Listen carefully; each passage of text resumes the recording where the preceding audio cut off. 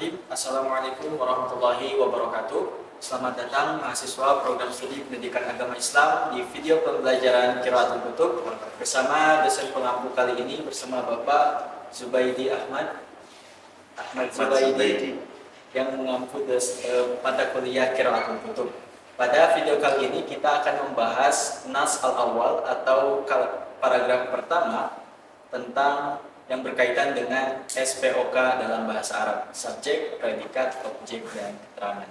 Mungkin Bapak bisa dijelaskan ya, SPOK dalam bahasa Arab, apa bedanya dengan bahasa Indonesia, kemudian kaitannya dengan An-Nas al-Awwal ini seperti apa? Ya baik, Assalamualaikum warahmatullahi wabarakatuh. Terima kasih Mas Ali Mutohari. Ini mahasiswa saya di Prodi Pendidikan Agama Islam Universitas Islam Indonesia.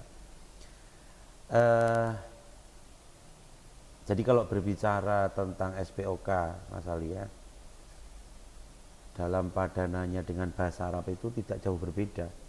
Jadi kalau misalkan subjek di dalam bahasa Arab itu ada namanya fa'il.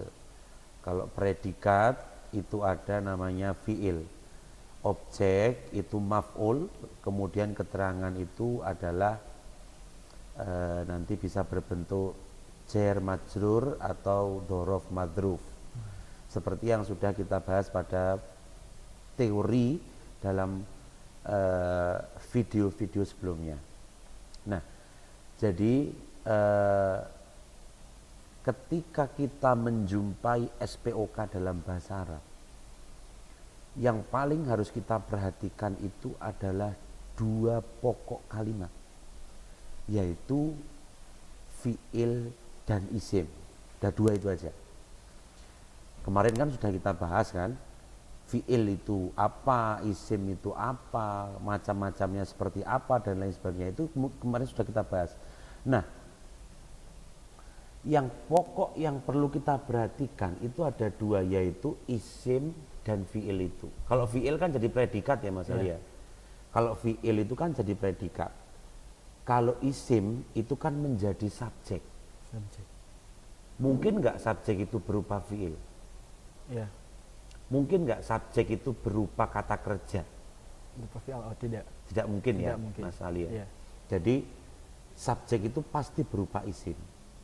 Yang pertama yang harus dicari ketika Anda menjumpai sebuah predikat atau fi'il, maka cari tahu dulu mana subjeknya, mana kalimat isimnya. Nah, coba kita akan melihat pada teks yang pertama, An-Nas al-Awwal, yang akan kita bahas pada pertemuan kali ini. Di dalam An-Nas al-Awwal itu, An-Nasu al-Awwalu, itu ada kata-kata ha, mim, lam, za, ya, dal, kemudian alif, kemudian ada lam, ha, kemudian ada ba, kemudian ada zai. Ya, jadi ketika kita menjumpai satu misalkan ha, mim, lam. Nah, kemarin kan sudah saya jelaskan, ada beberapa aplikasi yang bisa Anda cari untuk menentukan apakah ini fi'il atau bukan. Itu Anda masukkan saja kata-kata ha, mim, kemudian sama lam. Apa kira-kira? Ketika sudah menjumpai, oh ternyata ini adalah kalimat fi'il. Ya, jadi hamala itu adalah kalimat fi'il. Maka ketika Anda tahu hamala ini kalimat fi'il, di dalam aplikasi itu sudah menyebutkan, oh ini fi'ilnya fi'il apa? Fi'il madhikah? Atau fi'il mudhore'kah, atau fi'il amrkah, di sana sudah ada. Misalkan Anda mencari dalam rumus tersebut, atau mohon maaf dalam aplikasi tersebut, nah ditemukanlah ternyata hamala itu fi'il madhi. Oke, berarti maknanya adalah telah membawa. Ketika Anda sudah menemukan kalimat fi'ilnya, maka Anda harus mencari mana subjeknya, Mas Ali. Oh ya, subjek. Ya. Fa'il ya dalam bahasa Fa'il Arab. dalam bahasa Arab ya. Ya. Mana fa'ilnya? Di mana di situ ada predikat, di mana di situ ada kata kerja, itu pasti ada fa'ilnya, pasti. Tidak mungkin tidak. Kamu harus cari mana ini fa'ilnya ini. Maka fa'il itu bisa dicari pada, kalau di dalam permulaan kata itu bisa dicari dalam kata yang berdekatan dengan kata kerja itu. Nah, Mas Ali, di situ kata yang berdekatan itu ada huruf apa aja, Mas Ali? Ada huruf za, ya sama da, Pak. Nah, ada huruf za, ya sama da. Huruf za, zai, ya sama dal ini, ketika Anda membuat apakah ini zayada, apakah ini ziyidi, apakah ini ziyidu ya, maka itu kan kemudian tergantung dari qori, orang yang membaca. Ya, betul. Ya kan? Mungkin saja namanya itu adalah Ziyad. Ziyad, ya kan? Ziyadun gitu kan. Mungkin saja itu namanya adalah Zaidun, ya kan? Mungkin saja namanya itu adalah Zuyudun, ya kan? Dan lain sebagainya. Maka kalau berhubungan dengan nama yang seperti ini, maka kita harus mencari nama yang kira-kira am di mata manusia. Maksudnya kalau kita kira-kira Zuyidun itu kan enggak ada wawunya ya di belakangnya. Kalau Zuyidun itu kan harus ada wawunya. Zuyidun gitu. Maka itu baru bisa baca Zuyidun. Nah, kalau seperti ini mungkin bisa jadi Zayadun. Kalau Zayadun mesti ada alifnya di depannya, Zayadun. Oh, berarti ini memungkinkan untuk kita harokati dengan zaitun saja. Ya. Jadi kalau misalkan Anda nggak tahu ini siapa ya, Zuitun apa Zayitun. Oh, nggak mungkin kalau Zayitun itu. Zayitun itu harus ada alifnya, Zayitun gitu. Ziyitun nggak mungkin, harus ada yaknya, Ziyitun gitu kan. Nah, maka paling enak kita harokati dengan zaitun gitu aja ya. Kalau misalkan nama dalam teks bahasa Arab itu biasanya Mas Ali itu ada anunya, ada beberapa harokat yang membantu. Kadangkala misalkan yaknya ini dikasih harokat sukun. Ya, kasih harokat sukun. Itu membantu pembaca untuk memudahkan dalam memberikan harokat. Mungkin untuk bisa mengidentifikasi apakah ini subjek atau objek. Iya, betul sekali. Jadi ada, kalau nama biasanya itu ada sedikit mungkin satu harokat. Ya. Nah, kemudian yang selanjutnya misalkan ada lafaz alif, lam, ha, ba sama zai. Maka kalau Anda menjumpai kalimat dalam bahasa Arab kok depannya itu ada alif lamnya, maka sudah bisa dipastikan itu bukan kalimat fi'il dan kalimat huruf. Berarti kalau bukan kalimat fi'il sama kalimat huruf itu pasti ismun, kalimat isim. Ya. Kalau depannya itu ada alif sama lam. Alif sama lam berbeda loh ya dengan hamzah. Saya tidak mengatakan hamzah di sini.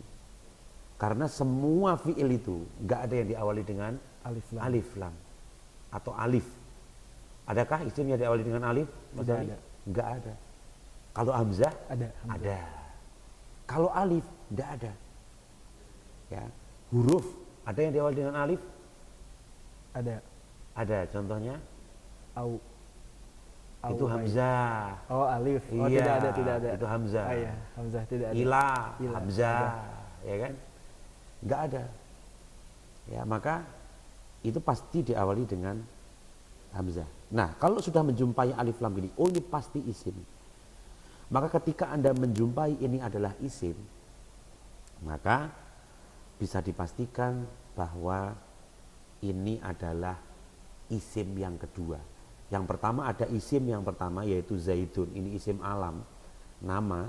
Kemudian ada isim yang kedua. Kita kembali ke hamala tadi. Hamala itu ketika kita cari sang pertama fi'il madhi atau mudhari, oh ini madhi Mas Ali ya. Kemudian kita cari yang kedua yang paling penting, apakah ini lazim atau muta'addi. Apakah ini butuh objek atau tidak butuh objek. Hamala membawa, ya kan? membawa apa. Berarti kan masih butuh Objek. ya Mas Ali ya. Iya. Nah, kalau dia butuh objek, maka otomatis al-khubza ini barang yang dijadikan sebagai objek. Gitu ya. Maka otomatis seperti apa yang sudah saya katakan bahwa objek itu selalu dibaca fathah atau Mansub. ya mansub. Jadi ketika ada al-khubzu, maka harus dibaca al-khubza. Pasti hamala Zaidun al-khubza. Begitu. Jadi pertama yang harus dicari yaitu subjeknya dulu. Fiilnya dulu. Satu, fiil, cari fiilnya. Yang kedua, setelah ketemu fiilnya diidentifikasi. Apakah itu fiil madhi atau mudhari'. Yang ketiga, identifikasi lagi. Apakah fiilnya itu fiil madhi atau fiil mudhari'. Fiil lazim atau muta'addi. Ya, butuh objek atau tidak. Ketika dia butuh objek, maka harus dicari juga nanti langkah berikutnya. Mana kira-kira objeknya mana kira-kira objek yang pas untuk fiil tersebut. Ya. Kemudian kalau misalkan tidak ada objeknya, maka cukup saja langsung dikatakan bahwa fiil itu tidak butuh objek dan tinggal cari aja subjeknya mana. Begitu ya. Iya. Maka ketika hamala itu membutuhkan objek, maka kita cari al-khubza. Al-khubza ini sebagai objek. Maka langsung saja kita terjemahkan bahwa hamala membawa. Siapa yang membawa? Zaidun, Zaid. Kenapa Pak kok diharokati dun? Karena subjek itu marfu harus dibaca dhammah atau dhammah tanwin ketika dia berupa isim mufrad, gitu kan? Maka hamala Zaidun, kemudian yang selanjutnya al-khubza, objek harus dibaca mansub, roti. Hamala membawa, siapa yang membawa? Zaidun. Membawa apa? Al-khubza, yaitu roti. Nah, kira-kira begitu. Ini SPO Mas Ali. Ya. Ini SPO. Subjeknya Zaidun, predikatnya hamala, terus kemudian objeknya al-khubza. Nah, susunannya ini seperti yang dulu sudah saya jelaskan di dalam video sebelumnya. Ini susunan apa Mas? Susunan jumlah fi'liyah. Jumlah fi'liyah itu adalah jumlah yang diawali dengan Kata kerja atau predikat. Ya Kan? Predikatnya berada di awal. Tetapi walaupun predikatnya di awal, menerjemahkannya tetap di tengah, yang subjek dulu. Iya, subjek dulu. Jadi tetap subjeknya dulu. Nggak boleh Anda menerjemahkan bahwa membawa Zaid roti, tidak boleh. Tetap terjemahkannya Zaid membawa roti. Karena padanan dalam bahasa Indonesia nggak ada. Bahasa Indonesia itu PSOK itu nggak ada. Adanya tetap SPOK. Maka terjemahkannya tetap ke SPOK. Nah, begitu Mas Ali. Oke teman-teman, jadi kesimpulannya dari video kali ini adalah bahwa dalam susunan bahasa Arab itu ada susunan yang SPOK, ada susunan yang PSOK. Susunan yang PSOK itu disebut jumlah fi'liyah yang mana diawali dengan verb atau kata kerja atau fi'al. Adapun yang SPOK itu adalah jumlah ismiyah yang diawali dengan isim. Juga dari video ini kita juga bisa mempelajari apa bedanya alif dan hamzah, yang mana semua fi'il dan huruf itu tidak dimasuki oleh huruf alif dan lam. Adapun yang dimasuki oleh huruf alif dan lam atau yang bisa ditambahkan oleh alif dan lam adalah isim. Dan juga dari video ini kita bisa membedakan mana fi'il muta'addi dan fi'il lazim. Fi'il muta'addi yang memiliki objek, fi'il lazim yang tidak memiliki objek. Semoga video kali ini bermanfaat dan bisa membantu teman-teman untuk belajar lebih jauh tentang qiraatul kutub. Dan tag yang selanjutnya ini bisa dicoba-coba sendiri ya Mas Ali ya. Bisa dicoba sendiri bagaimana Anda bisa mempraktekkan dari SPOK tadi. Silahkan dari video yang pertama ini untuk mencari SPOK saja susunan dari An-Nas al-Awwal ya. An-Nas al-Awwal. Ya.